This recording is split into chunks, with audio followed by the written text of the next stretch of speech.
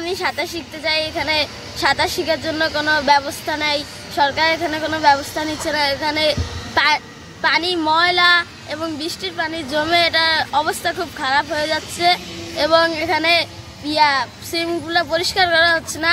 আমরা চাই যে সরকার যেন এটার দিকে তাকায়। সুইমিং পুল আসলো কিন্তু সুইমিং পুলটা অনেকদিন ধরে বন্ধ। আমি নিজে সাঁতার পারি না, কিন্তু এটা যদি থাকতো আমি সাঁতার শিখতে পারতাম। যাওয়া কাজ শুরু হয়েছে, ধীরগতিতে কাজ করতেছে, এমনকি কাজের মান ভালো না। আমাদের এই এলাকার সুইমিং পুলটা দীর্ঘদিন যাবৎ বন্ধ আছে।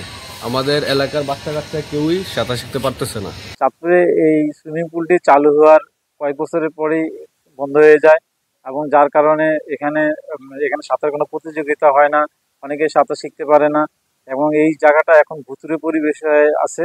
তো এই যদিও এই বর্তমান সরকার, অন্তর্বর্তীকালীন সরকার এখানে আসার পর দিয়ে কাজটা শুরু করছে। জর্জরিত।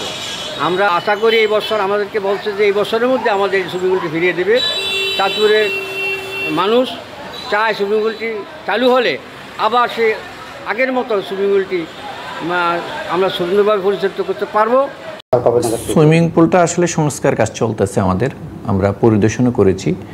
এটা নিয়ে আমাদের পিডি সাহেবও পরিদর্শন করে গিয়েছেন জাতীয় ক্রীড়া পরিষদের। আশা করি খুব দ্রুত সময়ের মধ্যে আমরা যেটা টার্গেট করেছি যে এই বছরের মধ্যে আমাদের সুইমিং পুলটা একেবারে আমরা রেডি করে ফেলতে পারবো আর কি।